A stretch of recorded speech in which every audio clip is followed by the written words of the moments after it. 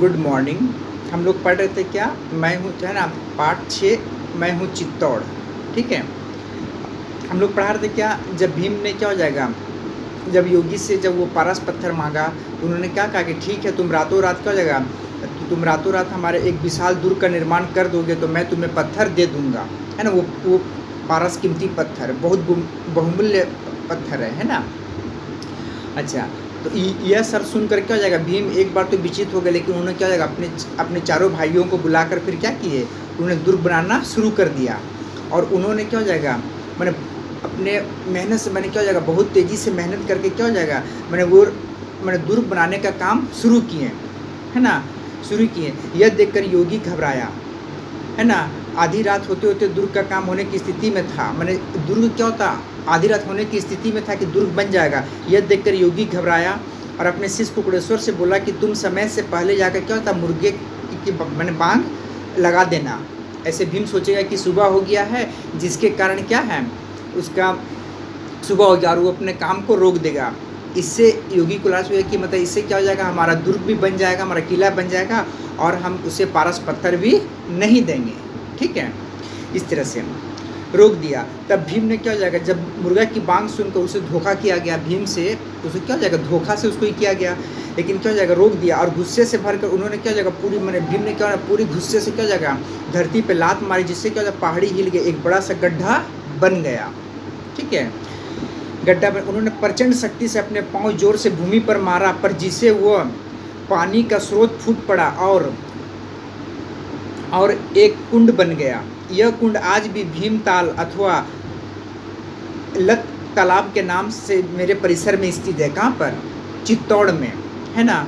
उस समय का जो पौराणिक कथा के अनुसार क्या हो जाएगा, वहाँ पर भीम ने क्या हो जाएगा, अपने क्रोध के कारण क्या हो जाएगा, अपने पैर को क्या जोर से भूमि पर मारा, जिसके कारण वहाँ पर मैंने स्रोत फूट पड़ा, मैंने बारिश जो क्या हो जाएगा, पानी जो धरती से क्या हो जाएगा, पानी स्रोत फूट पड़ा, है ना। और वह एक कुंड बन गया। कुंड बनने पर क्या होता, यह कुंड आज भी भीमताल अथवा लत तालाब के नाम से यहाँ इस परिसर में स्थित है ना। अभी भी लोग वहाँ पर पर्यटक स्थल के रूप में वहाँ पर लोग जाते हैं देखने के लिए। ठीक है, अच्छा, काफ़ी समय पश्चात 5वीं शताब्दी में मौर्य वंश के शासक चित्रांगद मौर्य ने मुझे सजाया और संवारा, अर्थात मेरा नव निर्माण कराया।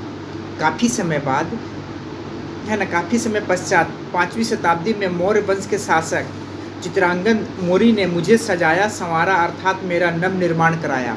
मैंने ये जो मौर्य वंश के जो शासक थे चित्रांगद मौर्य ने, है ना, इन्होंने ही क्या हो जाएगा, इन्हीं के नाम पर क्या हो गया, चित्तौड़ पड़ा। इन्होंने क्या हो जाएगा, मैंने उसे संवारा सजारा और नव निर्माण किया, उसका फिर से उसका निर्माण कराया, नगर बसाया।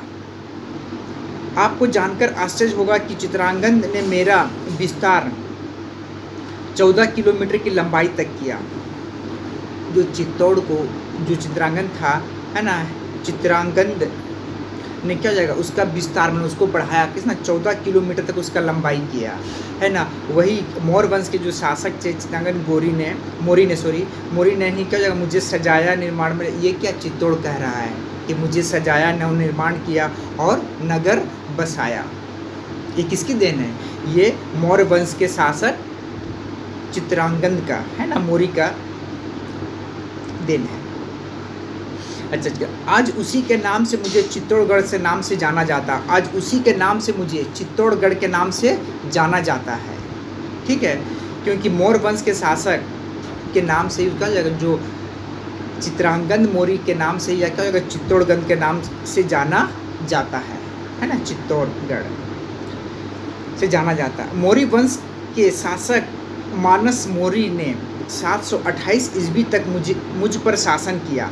मौर्य वंश के, है ना, मौर्य वंश के शासक, है ना, मौर्य ने 728 ईस्वी तक मुझ पर शासन किया। 728 ईस्वी में गोहिलों ने मुझे अपने अधिकार में ले लिया। उसके बाद 728 में गोहिलों ने मुझे अपने अधिकार में ले लिया। जो कहता है कि मुझे अपने अधिकार में ले लिया। 1300 ईस्वी तक मेरा समय अमन, चैन, कला, साहित्य, विज्ञान और समृद्धि का समय था। जब गोहिलों ने जब उस अधिकार कर लिया चित्तौड़ पर, तो 1300 ईस्वी में